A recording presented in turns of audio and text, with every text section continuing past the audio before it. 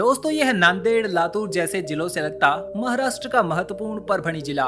बता दें कि ये जिला औरंगाबाद मंडल के अंदर आता है।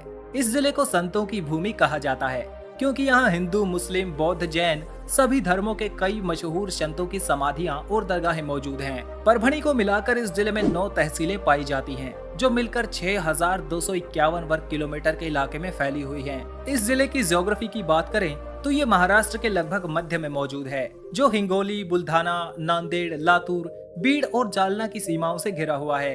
ये जिला समुद्र तल से 357 मीटर की ऊंचाई पर बसा हुआ है, जिसके उत्तर में अजंता पर्वतमाला और दक्षिण में बालाघाट की पहाड़ियां मौजूद हैं। अगर बात करें इस जिले की डेमोग्राफी की, तो अंतिम बार यहाँ 2011 में ही जनगणना की गई थी, जिसके अनुसार यहाँ लगभग 16,36,000 विभिन्न धर्मों के लोग रहते हैं, जो जनसंख्या के मामले में कोसोवो देश की आबादी के बराबर हैं। इस आबादी में 72% लोग हिंदू धर्म में विश्वास रखते हैं। इसके अलावा 17% इस्लाम और 10.5% के आसपास लोग बौद्ध मत में विश्वास करते हैं। क्षेत्रफल और आबादी का अनुपात देखा जाए तो यहाँ 295 व्यक्ति प्रति वर्ग किलोमीटर का जनसंख्या घनत्व पाया जाता है। यहाँ की कुल आबादी में से लगभग 75% लोग भारतीय शिक्षा को ग्रहण किए हुए हैं। वहीं अगर बात करें लिंगानुपात की, तो यहाँ प्रति 1000 पुरुषों पर लगभग 940 महिलाएं पाई जाती हैं। 2011 में हुई जनगणना में ये भी पता चला था कि यहाँ की आबादी में से लगभग 78% लोग मराठी बोलते हैं। ये जिला महाराष्ट्र में मौजूद है, इसलिए ये तो सामान्य सी बात है।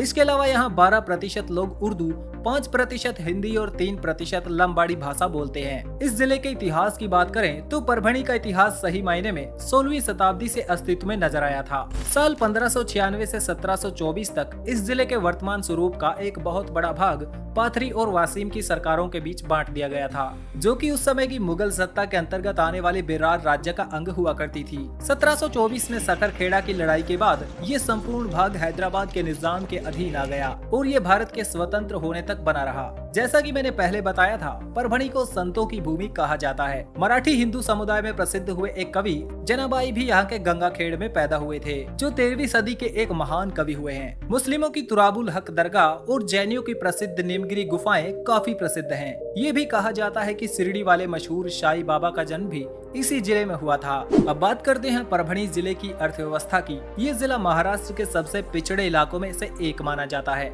ये कहा जाता है कि भारत में सबसे महंगा फ्यूल इसी जिले में मिलता है, जो इसके विकास की गति को और धीमा करता है। यहाँ के लोग ज्यादातर एग्रीकल्चर और एग्री बिजनेसेस में काम करते हैं। यहाँ पर MIDC नाम से एक कॉरपोरेशन भी है, जो इंडस्ट्रियल डेवलपमेंट के लिए जिम्मेदार होता है, लेकिन अभी तक यहाँ कोई खास डेवलपमेंट देखने को नहीं मिली है। यहाँ की मुख्य फसलों में कपास, सब्जियाँ और फल शामिल हैं, जो भारत के विभिन्न हिस्सों में एक्सपोर्ट किए जाते हैं। इसके लिए यहाँ का परभणी रेलवे जंक्शन सबसे ज्यादा काम आता है। यहाँ से महाराष्ट्र के बड़े बड़े शहर जैसे मुंबई, पुणे और नागपुर तक ट्रेन्स जाती हैं। इसके अलावा भी दिल्ली, हैदराबाद, अमृतसर, इलाहाबाद और विशाखापट्टनम तक ट्रेन्स जाती हैं। रोड्स को देखें तो यहाँ पर कई स्टेट हाईवेज मौजूद हैं। साथ ही नेशनल हाईवे 61 यहाँ के लोगों को दूसरे राज्यों में जाने की सुविधा देता है। साल 1998 के दिसंबर महीने में सरकार ने परभणी में एक एयरपोर्ट बनाने की मंजूरी दी थी, जिसके लिए आज तक भी कोई लैंड एक्विजिशन नहीं हुआ है और एयरपोर्ट तो कौन जाने कब तक बनेगा। खैर, उम्मीद करता हूँ आपको ये वीडियो पसंद आया होगा।